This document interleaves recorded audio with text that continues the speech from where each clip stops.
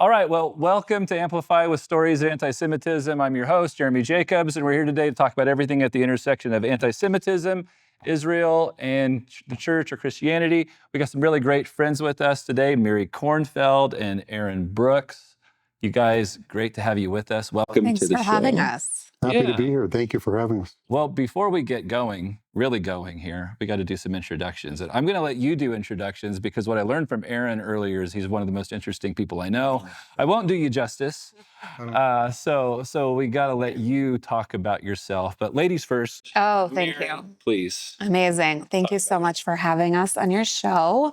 So my name is Miri Kornfeld. I'm the director of Stand With Us here in Colorado. Stand With Us is an international, nonpartisan nonprofit, and we are focused on fighting anti-Semitism and educating about Israel all around the world. Been around since 2001 and working everywhere. The OGs. And then in my free time, I am also the co-leader of Run for Their Lives here in Denver, which will become relevant later on in the conversation. But Run for Their Lives, we were founded right after October 7th. We have 230 chapters all around the world.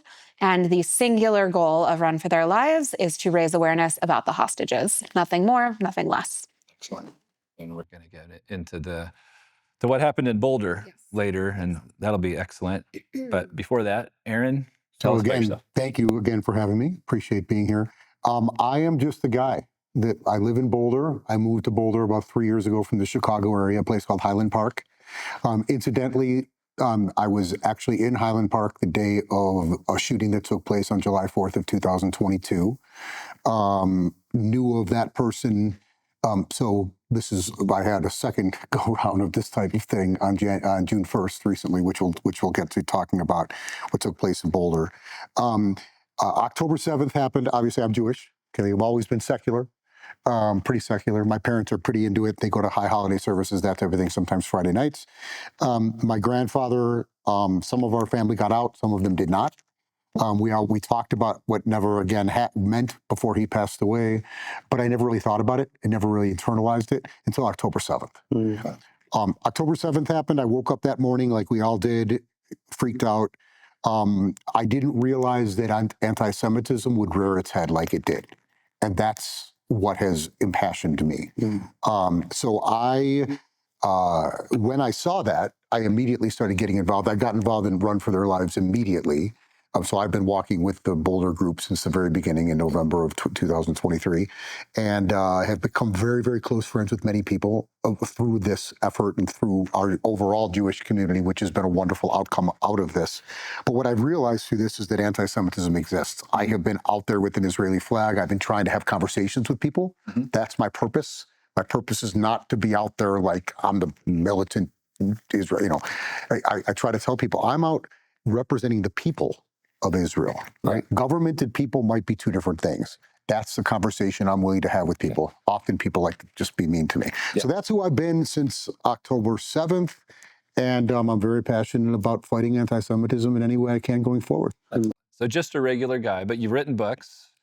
I wrote a book called Sincerity, The Recipe for Living Your Best Personal and Professional Life. Cool. So that was due to just but that was due to my experiences in the professional, personal world of seeing people who've been most successful. And there is a bit of spirituality around this because the people that have been most successful are not the best at what they do. They're those that, to be honest with you, build the best relationships and know what that means within who they are. Right. That's great. Well, very interesting book. Is it on Amazon? It is on Amazon. It's called Sincerity, The Recipe for Living Your Best Personal and Professional Life. We weren't planning to sell books today, but we're selling books. I hope you get 1 million sold. That would mean we had to get 1 million views, which would be huge for us. So I hope we get both. Okay, so here's what we want to do. There's been a lot of intense and horrible things happening just recently. I mean, we were kind of talking a minute ago about the governor's mansion being burned in Philadelphia back in April. And of course, the arsonist that started that fire was connected to the pro-Palestinian movement, hated Israel, anti-Israel movement. Yes, good correction. The anti-Israel movement, and of course didn't like Governor Shapiro because he was Jewish, and so there's a few tie-ins there. So we've got that. Of course, we've got the tragic shootings that happened in Washington, D.C., not even a month ago, I don't think. And then what happened in Boulder. just a few weeks ago. And then honestly, this is a smaller thing, but even what happened a week and a half ago when a 1,000-person Christian Zionist conference in Dallas got shut down, right, for being a Zionist conference because they found out they were being targeted by terrorists. So there's a lot going on. That's a lot of intense stuff in a short amount of time.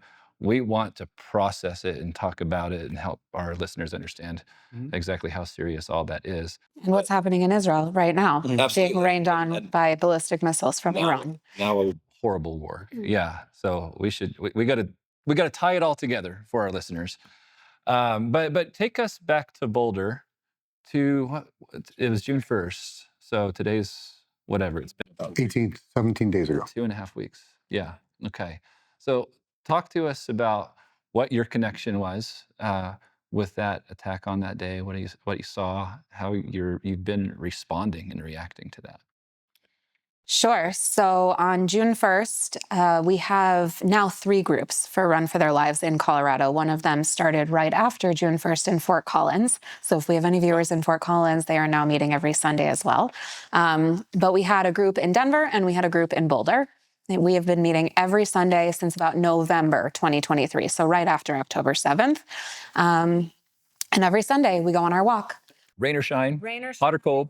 Hot or cold, snow. I mean, a couple weeks ago, we literally were hailed on in Denver as we were doing our walk. And I know that it was like negative 1,000,000 degrees out in Boulder one week, and you guys still walked. We went inside. The Boulder group, they walked. They're quite intense. They're Boulder up there in Boulder. Yeah. They're Boulder and Boulder. That's right. So on June 1st, the Boulder group met just like they always do. And on Pearl Street, it's one of the central areas. That's where you're going to be seen in order to, what's the goal? Raise awareness about the hostages. The group met. There were about 25 people there that day. And they went on their walk.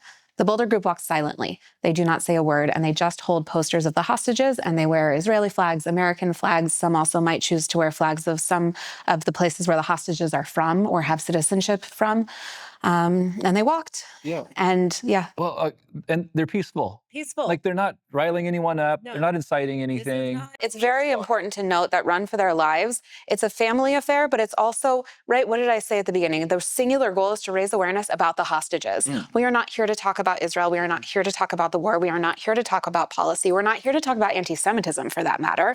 Run for Their Lives is here to raise awareness about the 53 hostages still being held in Gaza in unknown conditions in the Hamas terror tunnels. That's what they do. And so they walked silently with their hostage posters. They reached the end of their walk, or part of the end of their walk, where they reached the courthouse, Central Pearl Street. That's where they do a little speech. They read the names of the hostages, sing the Hatikva, the Israeli national anthem, and there was this guy there that, our leader there at the time, his name is Omer. He's actually a Denver leader with me here in Denver. He recently moved to Boulder, and he was filling in for the Boulder leader who was away on vacation. So he was leading the group. He saw this guy, but Boulder, there's weird people in place. It's not necessarily out of place, but he did catch his eye. Omer started speaking, doing his little spiel. He said he didn't make it 30 seconds through his speech before this guy said some pretty terrible things about Zionists and the Jewish people, and hurled a bottle at that. Well, we know now it was a Molotov cocktail. Then they just saw a bottle at the group, and the way that he described it is, he said the entire floor beneath them caught fire, and everybody kind of was trying to figure out what was going on. Omer at the time was trying to figure out, like, is this a one-time thing? Where is it coming from? And he realized it was coming from this guy. There were some people who got some pretty serious burns on their legs. And unfortunately, there was some older woman. This was her first time joining the walk. Her clothing caught fire, and she was on fire from head to toe. And so the group was trying to roll her on the ground, throw some of the posters on her. This is Pearl Street. Her hair was on fire. Her hair was, her entire body. And this is Pearl Street. This is a central area. There were people walking by, and once they realized what was going on, people were running over with, first it was bottles of water, then they started bringing buckets of water. Thankfully, there's a fountain right there. Yeah, there's a fountain right there, so they were trying to fill that up to try to put the fire out. And I know Aaron showed up very quickly after it started, as Aaron happens to do all the time. He's always there. I'll tell you about that after. And then the police finally showed up and they apprehended the man and whatnot. Omer, at first, he tried to run towards the guy. You know, he's Israeli. He tried to run towards the guy to see what he could do. And then he saw that the guy was holding 2 more bottles and realized, oh my God, there's still danger. This isn't a one-time thing. The guy had about how many bottles in the box? He had 14 14 additional bottles. 14 bottles. Bottles in that his he had prepared with box him. thing Yeah. that he had. Was it? But the way that he got in with the box is, I mean, it was a Sunday, right? So he pretended to be a maintenance guy, wearing a yellow vest and a Colorado hat, right? Didn't say Boulder on it, it said Colorado, but nobody's going to notice this. And he had a box with like plants on top of it. So there was no reason to question it necessarily. And he had a thing on the back. You know, a thing on his back. So he didn't look really out of place, right? Now, if you're thinking back on it, he was totally out of place on a Sunday, but you wouldn't notice it. So he had 14 additional Molotov cocktails in his box, as well as holding 2 as he stood in front of me, but I'll let you finish. Oh no, thank you. It's truly terrifying what happened. Once Omer realized that there was still imminent danger and they were still waiting for the police, he kind of helped all the group retreat backwards while they were still trying to simultaneously get this woman out of fire. One of the members actually threw himself on top of this woman to try to put the fire out, smother the fire. Yeah. So the police showed up. There were a couple people airlifted to burn units in a hospital. Other people were taken via ambulance to hospitals. And that's kind of how things. And these people, some of them are personal friends of yours. We know one. I mean, these are people that we know. We all are a community. So these are people that I walk with every week in Boulder. So I'm there every week. That week I was a little bit late, so I got on my bike. I just had something going on, so I got on my bike at exactly 1 o'clock and rode my bike over with a plan to meet them at the courthouse to sing and do our ceremony. I also, and I think I told you this when I ran into you in Boulder, I had a weird feeling for some reason. I don't know why. Both of our directors weren't there, and my role in this walk, and it's kind of been a self-appointed, is I walk off to the side, I have a body cam, I keep my head on a swivel, because people have said things to us. Now, our directors of our walk, they are always very intentional at the beginning of every walk to tell us more than once, we don't engage. That if this is not about that, we're here to bring awareness to the hostages. And it's not a walk, it's not a march, excuse me, it's just a walk, right? We're just there to walk. So that day I pulled up at like 1:20. I remember it because I was tracking on my phone because I'm like, I want to get there by the time, you know. And when I got there and saw this happening. Like as I pulled up, I was like, it was. You saw it from a distance. I saw the smoke. I saw a friend of ours running, saying, "Where's a doctor?" My first thought was, is somebody having a heart attack in one of the restaurants? And I'm like, no, because there's smoke over here with my friends. So this must be like my worst nightmare happening. You know, it's like literally I was like everything I thought might happen based on all of this activity. And at the time, I didn't know who had done it. I really thought, oh my God, this is my worst nightmare coming true. Yeah.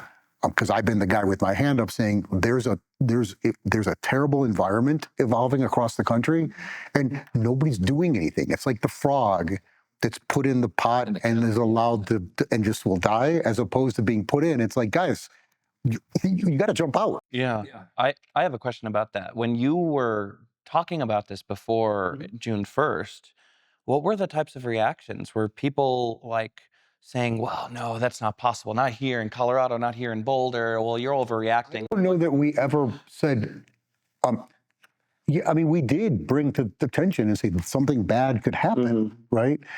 And the answer is, it's the typical, this is social psychology, right? This is how people react to things. Until something bad happens, they're like, oh, well, we can't do anything about it.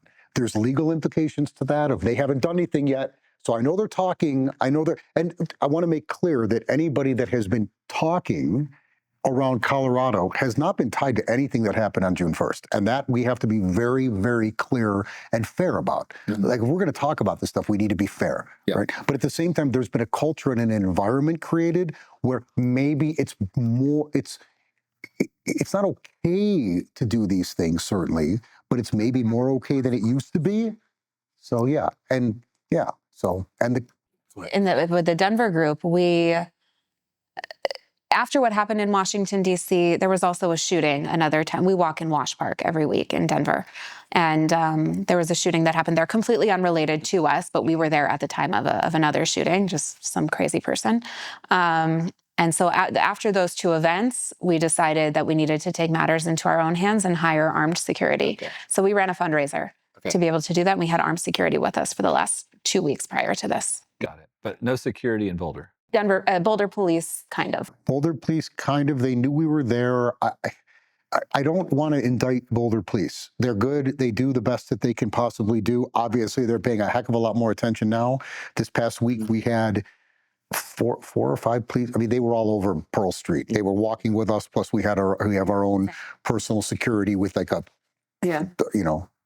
it's a shame that that's what we need. Right. But as I told people as I've been interviewed after this all took place, because I'll tell you a little bit more about my involvement on June 1st. But what I told people is, we're not afraid. I want to be very clear. We're not afraid, but we're not stupid. Right. So like for this past week, we walked without our flags. Okay. Right. So you're drawing less attention to yourself. Well, and that was a mandate from Global Run for Their Lives. That wasn't a personal decision. Because of the security concerns that were worldwide, I mean, they were Israeli authorities telling all Israelis all around the world, like, don't maybe put your Star of David front and center just this week kind of thing, because of the escalation with Iran. Run for Their Lives Global told all of their groups internationally that this week, don't do flags, just hostage posters, and we'll see what we can do afterwards. Which is a tough pill for some to swallow. It's very hard for me as well. My Israeli flag is an extension of my identity. I'm the guy that was out every week, but I'm not gonna. Here's the thing, and we're being hunted, and I'm pretty blunt. Okay, this is very unfortunate, but we are. So if that is the case, that's not a victim thing, by the way, because you're a victim. No, this is just the truth, and I can show you the data to prove it because I'm a data person. Okay, so if that's the case, when you're being hunted as the prey, you don't put yourself in front of the hunter with a target in front of you. Yeah. You don't do that. So we're not going to. Okay, on that topic though, you say we're being hunted. You're talking about Israelis, Jewish people. Glad you make that distinction because it's Jews, but do you there's want me a to lot. Jump in and do the anti-Semitism, anti-Zionism? Well, yeah, because there's a lot of people that. That's where I want to go. I knew that's where you were going, and I want to because Miri will do a really good job of explaining this. But what I will say from just a layman's perspective is that there's no difference. That's it. Well, so I'm going to say that's very simple. I could explain it, but Miri will do better. I guess just to pause on that point for just a second, the reason I was kind of trying to pull that out of you is because we've got the other side, the anti-Israel side, that would say this is not anti-Semitism. We're just criticizing Israel. We're just standing up for Palestinians. They say there's a just cause. Jumps in because I've experienced this personally. There's an article in the Denver Post about this, where I wrote about confronting anti-Semitism or being out there as a Jew has exposed me to significant anti-Semitism or something like that. And it's the truth. So I have seen it. It's not because I'm pro-Israel. Right. Okay, that's not it. I've stood in front of these people. I stood in front of Suleiman. I literally stood in front of him as he had 2 Molotov cocktails in his hands, and he looked at me and he said, "You're killing my people." So it wasn't that I was pro-Israel. I was a Jew in his mind.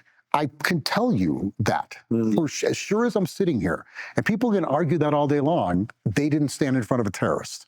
In some ways, I think, at least in my mind, this is the issue because, and I think maybe even for our Christian audience, they're having a difficult time going, how do we orient to this? Because these folks from the anti-Israel side are making us feel bad and making us feel like we're not virtuous and we don't stand for justice by siding with Israel. So that's why we need to bring it up. But wow, how much time do you have? All right, well, here's a whole hour-long academic lesson in. I'll try to make it short. Okay. So it comes down to definitions. All right, if we're looking at the definition of Zion, if you're going to properly use the word Zionism, and then we can move to anti-Zionism, but let's properly define Zionism.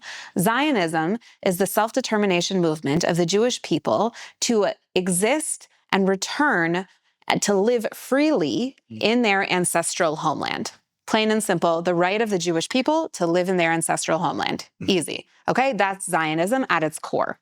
Now, there's different types of Zionism. So if there's different types of Zionism, Zionism itself is not a political movement. There's a movement called political Zionism. So if you need to add the word political in front of Zionism, that shows that Zionism itself, it's another reason why Zionism itself is not political. So for those who are concerned, well, I'm just anti-Zionist. I'm not anti-Semitic. I'm not anti-Jewish. If you are anti-Zionist, you are anti-definition of Zionism, the self-determination movement of the Jewish people to live in their ancestral homeland. You are anti the Jewish people to have a right to have a homeland. Are you anti any other country's right to exist? No, that's a double standard. Right. So if you are anti-Zionist, by the way, you can be anti-Israeli policies. That's fine. Half of the country will probably agree with you. Half of the Jewish people Half of the Jewish people around the world Right. will probably Right. agree with you. But you are not an anti-Zionist. You are anti a specific policy in Israel. That, my friends, is called democracy. You're not going to have your head cut off for that. So if we are using definitions properly, Zionism, to be anti-Zionist is to be anti the right of the Jewish people to have the right to their ancestral homeland. That is not a political movement. So when you hear the chants that we see so often here in Colorado, but then all around the world where they say Judaism, yes, Zionism, no, Right. you are essentially saying, I am against 99% of Jewish people who see no difference between Zionism being part and integral to their Jewish identity. Right. Now, when you look at anti-Semitism and anti-Zionism today, what we are looking at is if we're going to further the discussion about definitions, there is no overall definition of anti-Semitism, believe it or not. There is not a universally agreed upon definition. Right. The definition... You're going to hit the definitions? IHRA. Okay, good. Keep going. The definition that Stand With Us, the organization that I work for, and many Jewish people around the world have kind of signed on to. And New York City, too. And New York recently, City, we yeah. just signed, the mayor just signed it, and about, I think...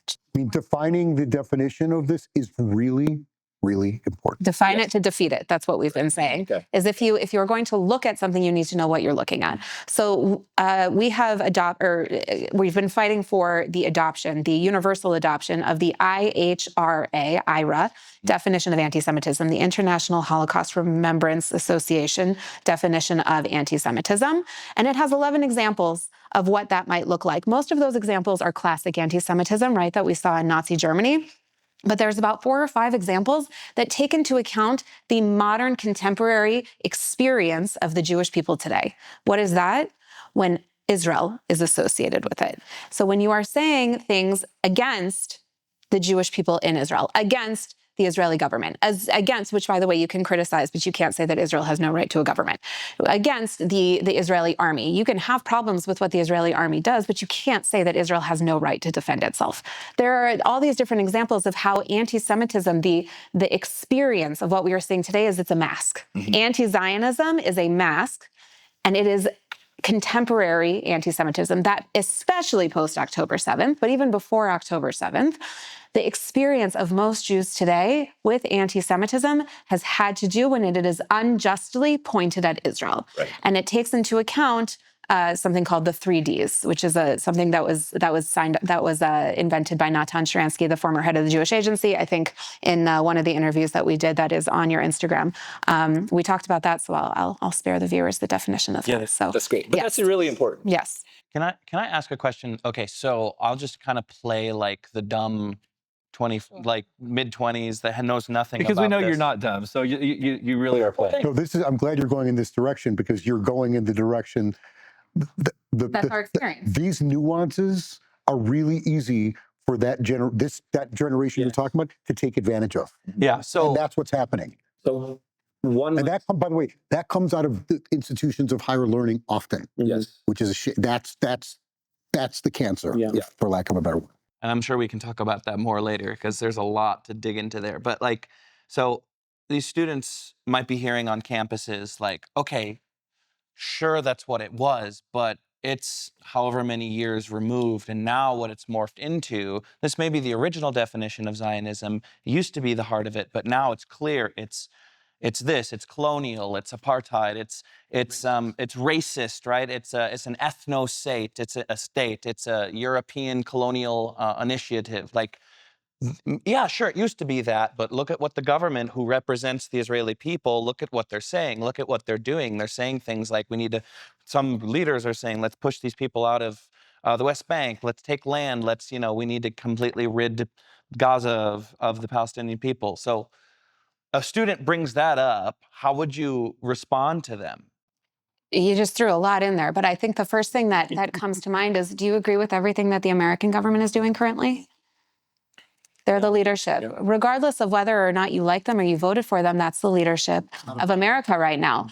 If you are anti 100% of what every country is doing, okay, then you might be an anarchist. And that's a whole nother story. I mean, that's another discussion to have. But every single one of those slogans is what I'm going to call them, because that's what they've become, that you have just thrown out there. It can be so easily debunked if you just either go to Israel, you open a book, or you see outside of the lens that you happen to be looking for. A lot of the issues that you're bringing up, it comes down to it's called these social justice warriors, right? People who are trying to find a cause to latch themselves onto, which is so commonplace in college. I mean, I found my People love want for community. Israel. Exactly. They're looking for community, and this is where they're finding it. This is where they're And that's a human. Yeah. There's Maslow's hierarchy of needs, right? People want and then they need, right? People need community. Yeah. And this is where they're finding it. I found it in sports, in my fraternity, and in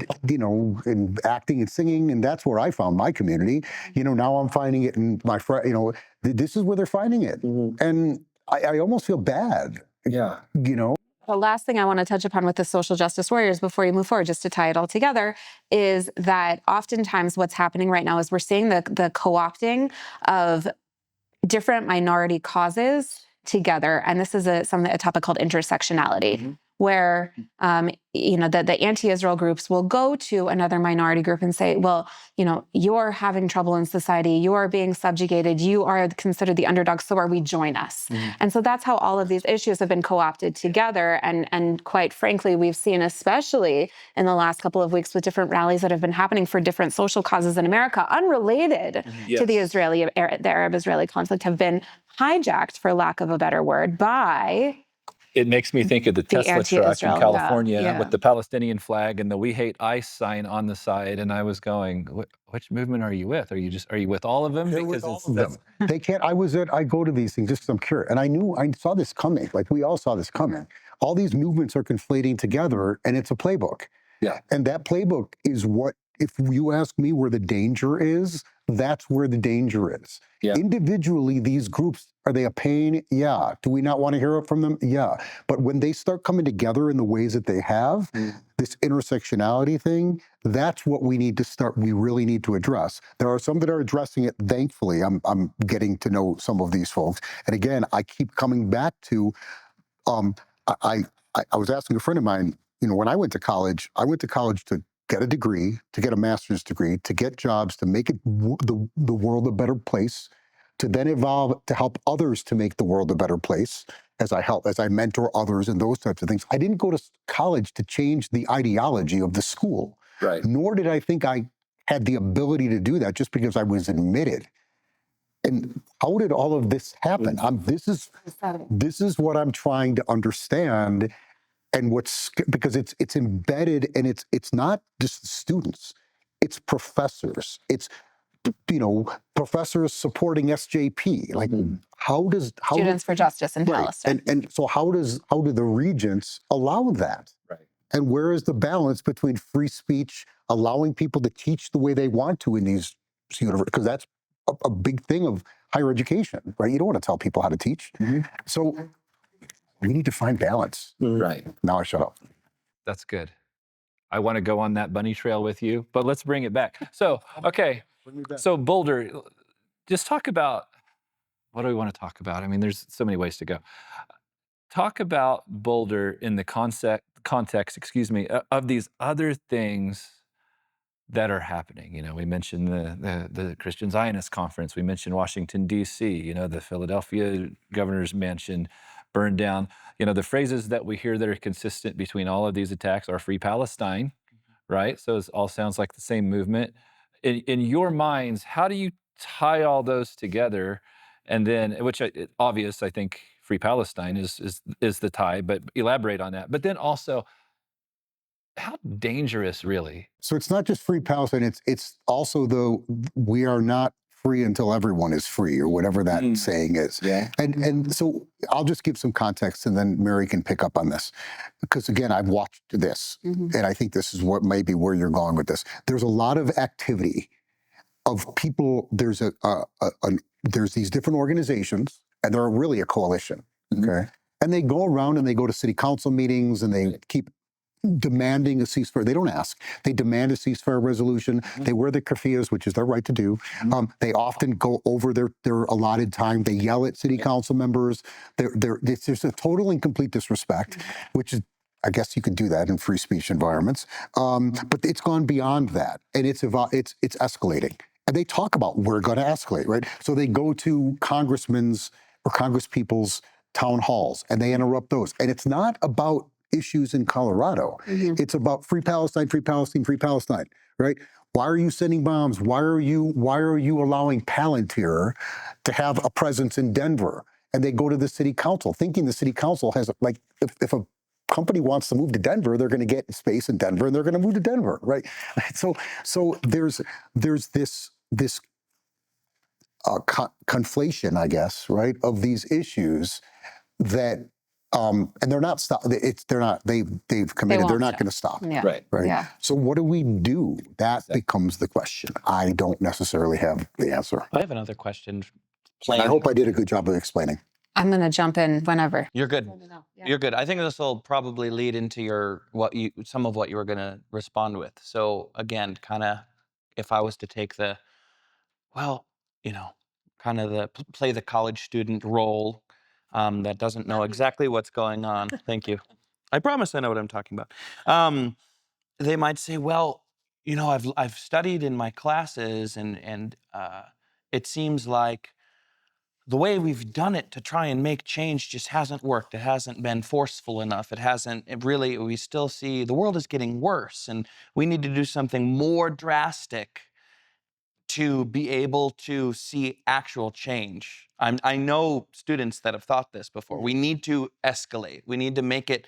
And what would you say to those types of people that would say, well, it's so bad in Gaza, it's so bad here in the Middle East that we have to escalate, we have to do everything we can, and they think that this is kind of a just way of doing things, escalating? So I'm going to combine both of your guys' questions and kind of zoom us out a little bit. Good. So Jeremy's question is, how do you tie together Boulder and DC and Philly, and you kind of stopped about 6 months ago, something along those lines with anti-Semitic. Well, I'm going to take us even farther back. I mean, how do we tie together all of those things that happened here in America, and October 7th, and the Holocaust, and Hanukkah, and Purim? And I mean, this is not anything, this is the flavor. Boulder was the flavor of the week 2 weeks ago. Right. The flavor of the week this week is Iran and Israel. The flavor of the week before then was Washington, D.C. Anti-Semitism, unfortunately, is this dark cloud that has followed the Jewish people since our beginning. Right. If you're looking in the Bible, since the beginning of time. I mean, anti-Semitism has existed, and that's why we have so many holidays of they tried to kill us, we won, let's eat, and that's one of the best phrases. One of the best phrases and it just shows, as we were talking about, the Jewish resilience that existed.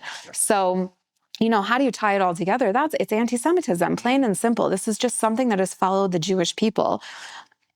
It's not going anywhere. However, it is so important to have organizations such as Stories of Anti-Semitism, such as Run for Their Lives, such as Stand With Us, such as going to speak at city council meetings and being a presence everywhere, that in order to try to mitigate it as much as possible. Because if you're looking at it even from a military standpoint, right, in Israel, there's Iron Dome, there's David Sling, there's all of these things that are shooting down the rockets, the physical rockets. That is Israel's Iron Dome. But you also need hypothetical. It's not even hypothetical. It's the Iron Dome of the worldwide Jewry in order to be able to deflect as much of it as we can. And that's why the overarching Iron Dome is education.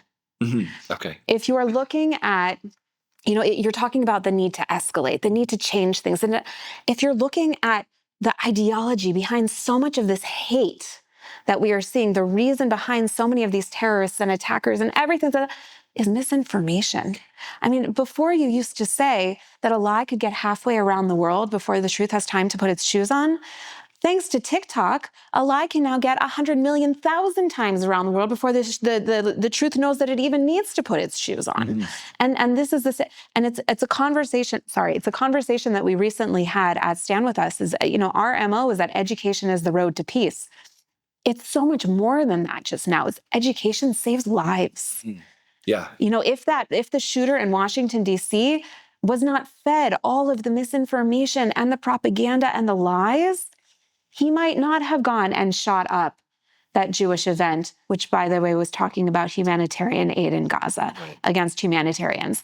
The terrorist who came to Boulder might not have made his Molotov cocktails and thrown them at a group of peaceful humanitarians from Boulder. I mean, this is the issue. So zooming it out, it's within the wider context of anti-Semitism and education. That's good. That's good. Yeah. So we need an Iron Dome, a global Iron Dome of education and mobilizing allies, because I think Do we want to explain what the Iron Dome is? Well, sure. So explain what I assume, but then I shouldn't. Yeah, I never like to assume that people know.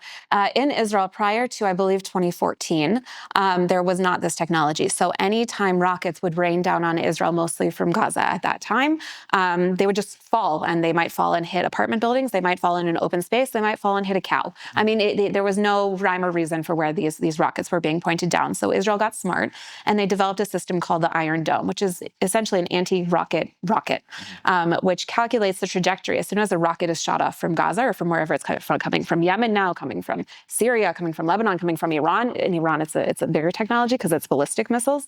But with Iron Dome, it's the same idea. No matter what the technology is, as soon as the rocket is shot off, it's math, it's physics, it's science. It calculates and AI. Now it calculates the trajectory of the rocket so that it can meet it in the air, so that the explosion happens thousands of feet up in the air. Now shrapnel is going to fall, and that is still dangerous, which is why Israelis have to remain in their bomb shelters for 10 minutes after a rocket attack from Gaza or from Lebanon or from Syria.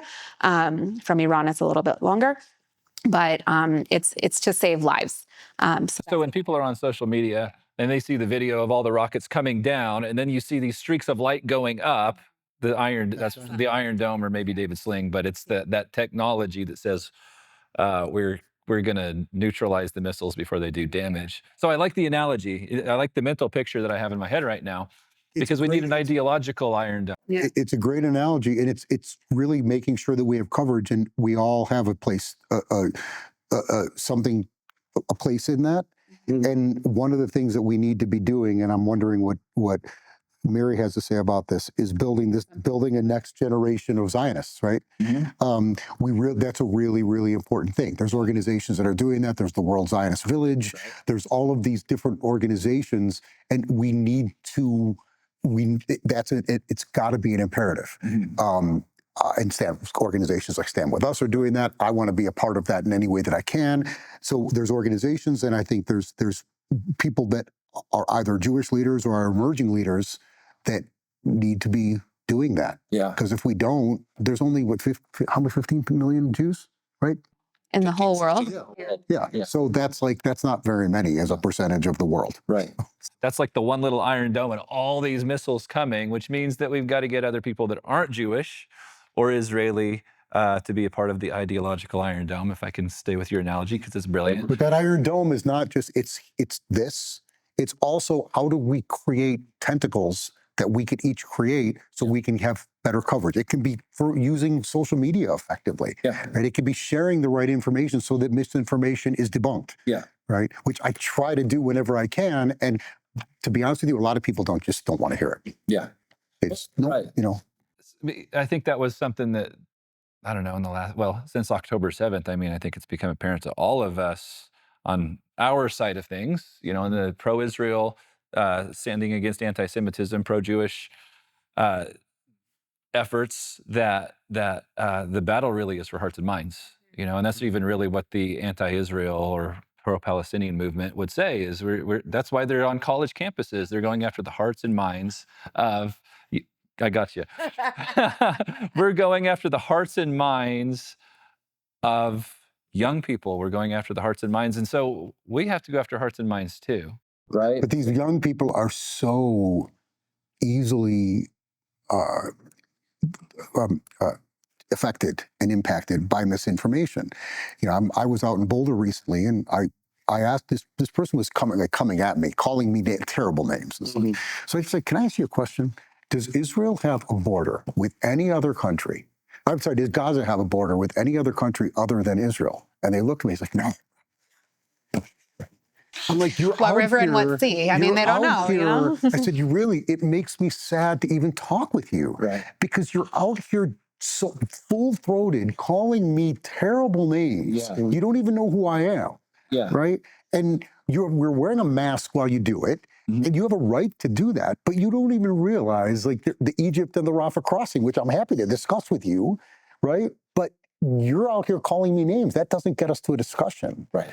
So if we don't talk with each other, we're not going to get anywhere.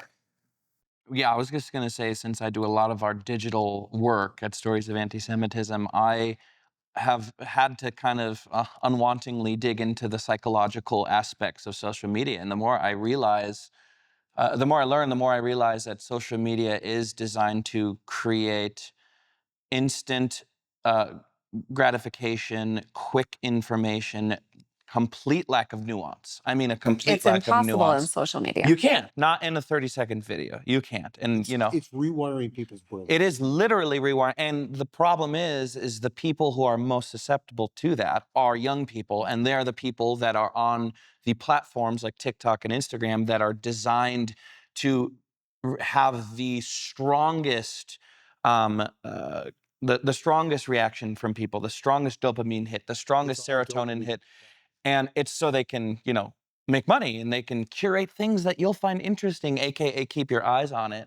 And hate and anger and perceived injustice are at the top. And I've had to be like, okay, I could probably get more views on this video, but I prefer truth and true justice as above trying to get people riled up and angry, but that's the reality. And for any young people, they don't realize they're literally being used because their eyeballs make people money. It's not just young people. There are politicians that are being used. True. They don't even realize it. They don't even see it, because they're going to be left in the dust. Yes. But we wonder, why are these young people, why does it seem like they don't know anything? Well, because they're fed one narrative, and that gets them riled up, and they are literally being used. And so my suggestion would be, get off of social media,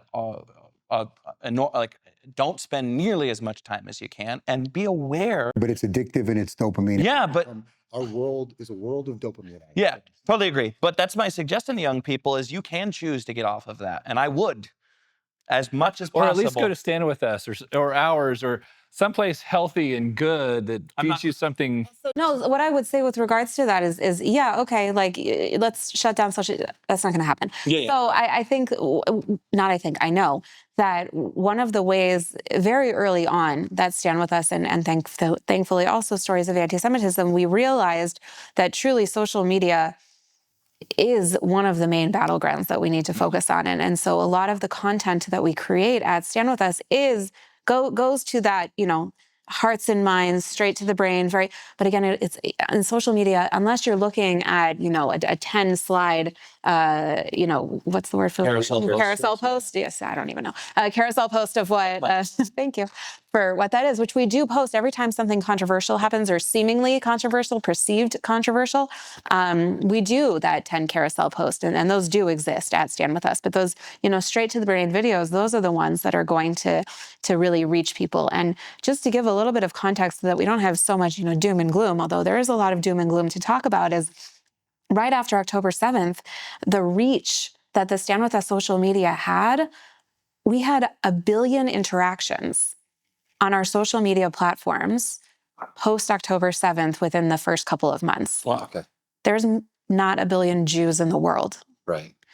And so it was just showing the reach of what you were able to do. Now, I'll tell you that surprisingly, we have found that, and it's not surprising once you look into it, one of the most popular social media, our most popular social media page is in English, but one of our next most popular social media pages is in Arabic. Mm-hmm. And we have content that we create. We either translate some of our English stuff into Arabic, or we create content specifically for Arabic-speaking populations. Because if you have that 1 degree of separation, which is the internet, it allows you the anonymity to be able to share what you truly feel. Mm-hmm. Back, I think it was during one of the operations against Gaza, or I forget exactly when it was, but Stand With Us ran a campaign where people would send in a picture of the front of their passport, not the inside, not to see who it was, but just so that you saw what country it was. And on their hand, they wrote, "I stand with Israel." And of course, we got from the United States and different countries in Europe and different countries in South America, but then we started getting from Iran and Pakistan and other countries where you would not necessarily assume that there is, and it does exist. These places are just not democracies, and they're not free to share their opinions about those kinds of things. And when you're looking at a world, this is the definition of the United Nations. It's a democratic body of undemocratic bodies. That's what you're going to see, is this perceived large anti, when that might not be the case. People are just a lot quieter about it and scared. Well, what you're bringing up is, I think, what keeps me getting up in the morning. Because if we look at what's going on social media, in the media, it's all depressing, or a lot of it is depressing, but there are good things. And I think, a year ago when we really started leaning into college campuses, I found a bright spot, because so often when we walk up to kids and say, "Hey, can I do an interview with you about anti-Semitism?" and they go, "Well, sure, I got to get to class in 5 minutes, fine." The first question, do you know the definition of anti-Semitism? Hatred of Jews, maybe? Okay, good. I'll give you an A+ so far. Second question, do you know what anti-Zionism is? Well, what's Zionism? Oh, thank you. Great. Now we got an opportunity to talk with you. And so many kids are I don't know, they're not all high school or college freshmen, who just didn't pay attention through high school to what was going on for the last 2 years. But that is a large portion of them. But lots of kids out there just don't have a clue what they're even hearing. But they showed up at the protest last week. You just read my mind. Right? They don't know what Zionism is, but they just came from the protest down on the quad. Yeah.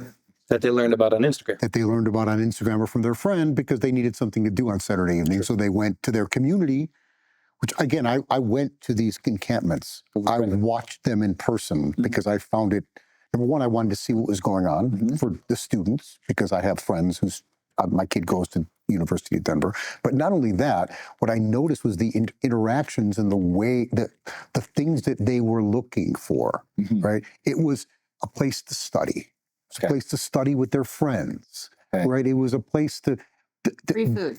Free food, That's right? a winner, man. That was a winner. Like, it really was, right? It was a place that they thought they were going to find peace with people. At one point on their social media, they said, "We have enough food, please stop bringing us food." Like, truly, that's what they said. Or they were going to go and hear radical professors talk about stuff that you couldn't even believe they were talking about, as they were literally on the payroll of a school.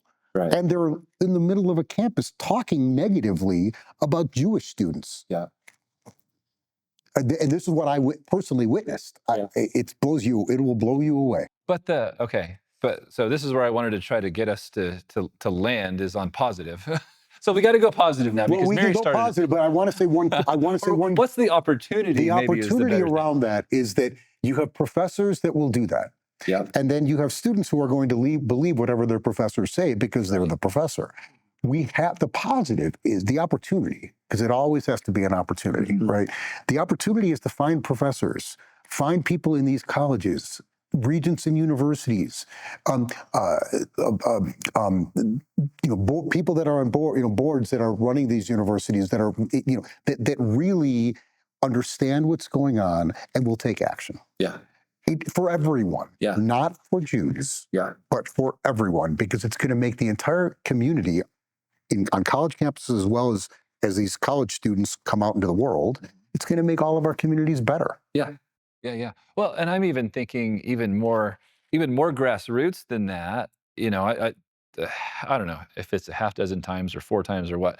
The number of times where 2 students walk up, and within a couple of minutes, we realize one's Jewish, one's not Jewish, and we ask we say, Jewish student, you don't get to talk for a minute, and then we ask the question to the non-Jewish student. That's anti-Semitism. Dang it. We're horrible at our jobs. But then we turn to the Jewish student and say, okay, you answered the same questions. And suddenly they're going, well, actually, here's what happened in one of my classes and how that made me feel. And the non-Jewish student looks at the Jewish student and says, I didn't know that. Oh, I didn't know you care about Israel. Oh, I didn't know you've been scared, right? And so all of a sudden we have this nice Jewish student telling their nice non-Jewish friend, yeah, I'm actually in worse shape than you thought. And we have these really cool interactions with students, and so we're educating, but it's person to person, it's face to face. And the next time that the anti-Zionist and anti-Israel crowd out there is having a protest, that non-Jewish student walks by and goes, I'm not getting involved this time because I know how it impacts my Jewish friend. So I think in the last year, I'm realizing, I think there are ways to get hold of these things. Very grassroots. And you guys are talking about community. I mean, that's kind of my personal hope and vision as we keep going with SOA is that why don't we create our own version of community, Christians and Jews, or Jews, it doesn't matter whether you're Christian or not, but Jews and non-Jews coming together saying, we stand with Israel.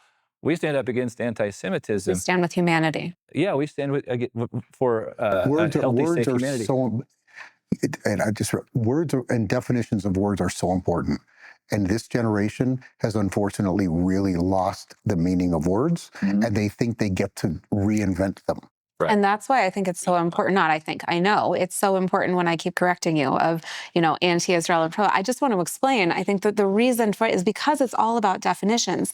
The majority, pre-October 7th, the majority of the Israeli population was pro-Palestinian. Mm-hmm. Because if you look at that, the opposite of pro-Israel is not pro-Palestinian. Right. The opposite of pro-Israel is anti-Israel.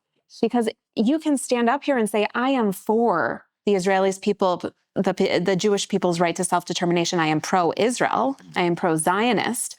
I am also pro-Palestinian, which means I am pro the Palestinians' right to self-determination in whatever that homeland looks like. 100%. So you can be, you can be both of them, which is why I'm such a stickler for that, and I get it from Stand With Us, and such a stickler for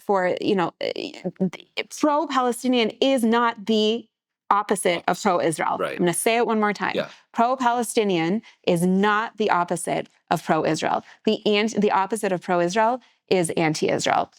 And going along the points of definitions and creating communities and having conversations and kind of what's the opportunity that we all have here. Prior to being the director of Stand With Us in Colorado, I was the founding director of our high school department at Stand With Us. We founded our high school department back in 2012 because we realized that the issues on college campuses were starting earlier, and we needed to be able to educate the younger generation so that, number one, they can make differences in their current communities that they were in while they were still in high school, but also so that they could be those prepared leaders once they got to campus and didn't have anti-Israel things happen to them on campus like I did. And then I had to spend the whole time learning, and the event had already passed. So the first lesson that I would always teach our high school students at the conferences that we would put together for them, it wasn't how to answer difficult questions about Israel. It wasn't about anti-Semitism. It wasn't about any of the hard facts. The very first lesson that we all came together and learned is how to tell your story. Bringing it back to stories of anti-Semitism, right? Thanks so how much to tell your personal story. Because ultimately, this is about people. This is a people issue. Yeah. If you are going to talk to people that you know and care about, if you tell them about what is important to you and why, your why is the number one important thing, not the what, but the why, they are going to care about those things because they care about you. Yeah. These people that you're talking to on college campuses might not know that it's important to their Jewish friend about having a safe place called Israel because maybe they went on birthright, 10 years, well, I guess if they're in college, it would have been, a year or two ago or something along those lines. It's because it's something that's important to that person. And if you have the confidence and the ability to tell your story in a way that is going to engage those who you talk to, know your audience, that is going to be ultimately the most powerful activism tool in your toolbox because people will care about you and they're going to care about what's important to you. And from there, the rest is, icing on the cake. Yeah, rehumanizing, I think what I was trying to get at before with the whole social media thing is pivot, is instead of being sucked into this matrix of negativity and things that are causing anxiety and causing people to hate and dehumanize people, like turn it off, talk to some human beings, talk to your Jewish friends, right? And have conversations and learn, get educated. I think the best way to do that though is person to person. 100%. Obviously, I think videos are great. I think posts are great. They're useful. But when we are dealing with people that are being dehumanized and hated in real life, as you're walking around campuses, there are students, Jewish students, that likely the vast majority of them have experienced some form of anti-Semitism recently. And for non-Jewish students, go up to them and ask them if you have that relationship, if you have the opportunity. Even if you don't have the relationship, just ask. That's right. I've had people stop me at the playground while I'm playing with my kids right after October 7th, and they see that I'm wearing a star. They see that I'm wearing my hostage dog tag, and they come to me, "Are you okay?" Mm-hmm. And that's part of that iron dome. It didn't happen very often, but it did happen once or twice, and it really got to me, Yeah. And maybe you'll learn something. Yeah. Right. And that's a good thing. We should be open-minded and wanting to learn. And really, if we care about hearts and minds, like listening to the hearts of our friends around us. One thing I do want to mention, and I've been studying this recently, our brains as humans are not wired for what you're mentioning, happiness and positivity and those things. Our brains are actually wired for the opposite of that. And it's proven through neuroscience. We can rewire it. But this generation is particularly being impacted by that because of this, in large part because of this, because of the way they communicate. We used to go out and play with friends and talk to people in person and such. It's all being done here, right? Which feeds into the dopamine, which feeds into the fear, which feeds into the negativity, which feeds into why you have people marching around the streets angry all the time. Okay, you can see that cascade. So the way to get in the middle of that, again, I think is in these higher institutions of higher learning where people are mentors are facilitating these conversations. Organizations like you guys are facilitating these conversations because these young people, I don't know that they're going to get together and have them on their own. Right. So, and maybe you disagree. That's just what I see. No, you're 100% right. It's an action that you have to take to facilitate a conversation outside of your screen. Otherwise, we're algorithmic and everybody's in their little binary world of other people that agree with them. And that's comfortable. Right. Yeah. That's really because that feeds into the assuaging of the fear and the anxiety. Oh, I'm talking to other people that are like me. Right. Cognitive dissonance. Yep. Exactly. And there's so much of that right now. I don't remember who it was, but they said when you're in your 30s, you're learning. When you're 40s, you're applying. And when you're 50s, you're making a difference. Right. And that's kind of where I'm at and where I feel like we need to do for this next, we owe it to them. Yeah. Right. Oh, there's still hope for me then. I'm not in my 50s. I was going to say, all right, am I mature for my age then, No, well, maybe that's a bad quote. No, it's good. Point taken. Like you can evolve to that in an organization like a Stand With Us or what you guys are doing because it's about intention. Yeah. Right. Things aren't just going to happen because you throw the ball out there. Like you don't win a basketball game because you throw out against a great team and throw the ball out there and play pickup ball. we need to run plays. Yeah. So what are the plays that we are going to run as Stand With Us, as Stories of Anti-Semitism, as Aaron Brooks, who's evolving into whatever that it is that I'm going to do? What are the plays that we're all going to run individually and together to make the differences? Yeah. And we're not the ones that are going to do it. The next generation is. That's right. And so we got to be the coach. We got to raise up these young people on the campuses or wherever it is to. I'm excited about it. Yeah, and we're changing how people think. It is. And how people process even their feelings. And well, we don't need to go into the psychology. We've already done enough of that. But it's just striking me. Because there is there's a psychology of fear related to this. People would rather push back on things that they're fearful of and they don't know about, right? So again, it comes back to information. It comes back to that person that I asked the question. Just that's one example. I have many of them, but that's one example of like, is there another border? And like so factually, full-throated no. I was like, I don't even know what to do with this. How do you argue with someone who I just was doesn't like, want to can talk I about help you, please? B-roll map of Gaza. Yeah. Got that? B-roll map of Gaza. Understood. Yes. Well, okay, we probably need to bring it in for a landing here. Each one of you guys, just take a second. I mean, what do you want to say to our audience who's hopefully listening and going, I want to make a difference. I want to be one of those change makers. What do you want to tell them? How do you encourage them? It might seem really hard to do something because you might not feel like you do have the information. Maybe you didn't know that Gaza had another border with Egypt. Maybe you didn't know what the Iron Dome was. Maybe you didn't know what other countries are bordering it. There's so much left to learn. There's so much that I still have left to learn, but everybody has the ability to do something. And what is that something? I would challenge everybody who's watching or listening to this podcast to take the basis of what you're comfortable with and then take one step outside of it. And so that's how you can kind of further what you're going to do. So if your comfort zone right now is reading a book, read that book. And then when you're standing in line at the supermarket, start having a conversation with somebody about it, or start having a conversation with a friend that you've never had a conversation. I was going to say the stranger might be like 3 steps, but the friend with a friend, you know, and then that's your new baseline. And then every day, every couple of days, every weeks, whatever pace feels right to you, because ultimately you need to protect yourself. Mental health and personal health, that is number one. You need to always look out for yourself. However, my mindset is I need to look out for myself. I need to look out for my kids. I need to look out for my family. And there's 53 people in Gaza who can't do that. And every day I am going to do something for them. So I'm going to do one thing outside of my comfort zone in order to do something for those who don't have a voice. So it doesn't have to be as intense as that. I guess I'm an intense person sometimes, but just take one step outside of your comfort zone until that becomes your comfort zone, and then take another step. And slowly, you'll be able to get to where you want to be, or look to organizations that you feel comfortable talking to. Talk to Stories of Anti-Semitism. You guys have fantastic resources that can help Christian Zionist people, or Christians who might not know that they're Zionist or want to learn more about Zionism, to help take those baby steps. Baby steps is where, unless you want to take a huge leap, in which case, God bless. But if you're uncomfortable taking a huge leap, take those baby steps. Well, no, I'm glad you said that.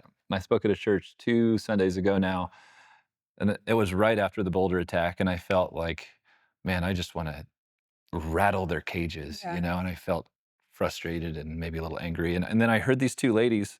One lady said to the other lady, she said, you know, what's happening is terrible, and I just don't know what to do. And I went, oh, right, okay, that's right. So I just need to tell you one thing you can do that's simple and reachable, and, you know, cookie on the lowest shelf, and that's what you should come away with today. So I love the point you're making. Aaron, how about yourself? Thank you. So there's a great quote not too long ago from Rachel Goldberg, Poland, whose son Hirsch was killed. It's hard for me to even talk about that. He was a hostage taken from the Nova Festival. He's from, his parents went to school with good friends of mine from my fraternity from the Chicago area. So it hits very close to home for me. Anyway, it all this hits close to home for all of us. It's not about us.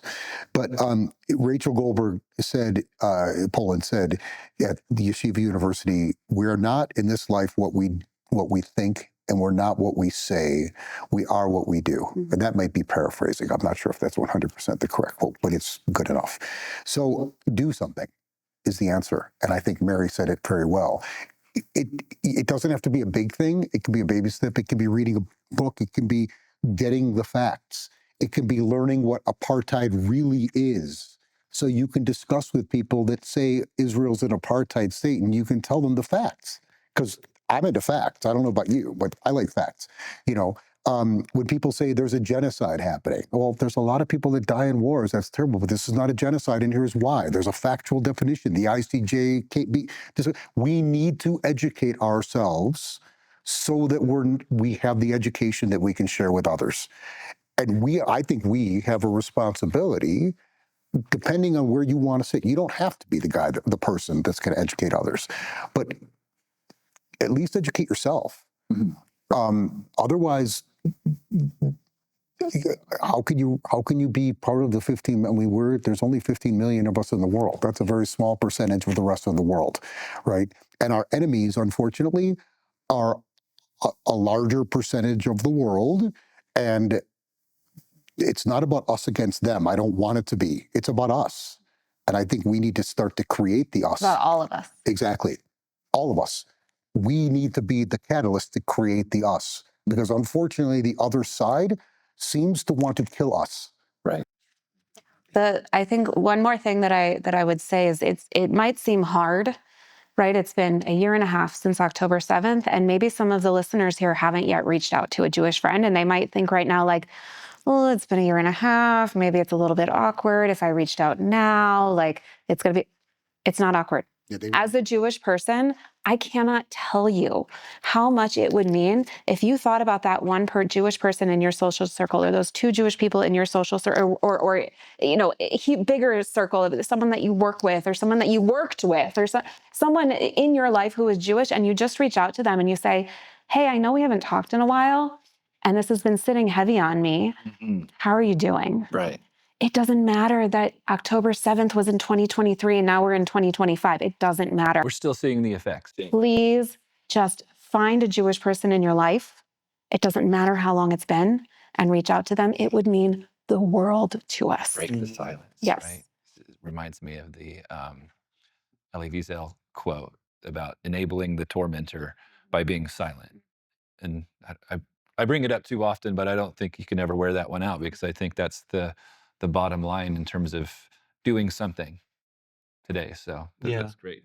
And I think there are a lot of young people that feel like they're not capable, or feel like, oh, this is too scary of a thing, or I've been told that I'm not good enough, or I don't know what I'm talking about, or there's just this fear, there's a depression that's keeping them. But I guess my encouragement is that, like, I don't think those voices are right. I don't think they're true. I think I think young people, and all people, of course, but I'm speaking particularly about young people, because a lot is happening on universities. Is you can take that simple step, like you can simply ask how your Jewish friend is doing. You can simply start reading a book and opening up your mind to learning new things, and because it's not one person doing a million amazing things. It's a million people doing, little individual things. That's good. And each person is a world. Yeah. So you have the ability to change a whole world with one person. Yep. And so that fear shouldn't stop people. Like, people are capable of making a difference in small ways. So Absolutely. and big ways. I mean, I feel like that's what we're trying to do all the time. Everything we do feels small until, the Jewish guy walking down Pearl Street in Boulder looks over and sees our sign and walks over to us. And this happened last Friday. He says, "I'm from the UK." I said, "What is it like for you to see somebody non-Jewish that puts up a couple of signs, as small as it seems?" And there was silence for about 3 to 5 seconds. And then when he did open his mouth, he was quavery in his voice. He was emotional, and I thought, I think we may have encouraged him here. It's one conversation at a time, right? Yeah. One conversation. Yeah, that wasn't that. And I think we need to encourage those conversations. At least that's where I'm at. Like, staying. I mean, it's got to start there, right? And those are the types of.